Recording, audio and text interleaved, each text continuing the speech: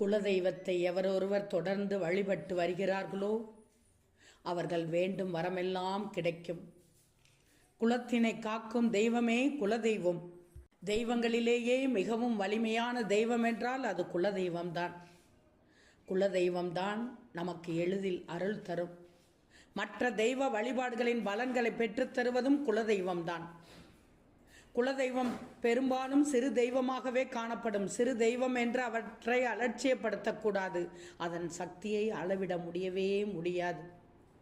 ஒருவரது வம்சாவளியில் வரும் தாத்தா, பாட்டி, தாய், தந்தையர் போன்றவர்கள் குலதெய்வத்திற்கு செய்ய வேண்டிய பூஜையை முறையாக செய்ய தவறினாலோ, குலதெய்வத்தை அடியோடு மறந்து இஷ்ட தெய்வங்களை மட்டுமே வணங்க தொடங்கி குலதெய்வ கோவிலுக்கு செல்வதை தவிர்த்து விட்டாலோ, குலதெய்வத்தின் சாபம் நிச்சயம் உங்களை தாக்கும். இந்த சாபம் முடிந்து நமது சந்ததியினருக்கு இது தொடராமல் இருக்க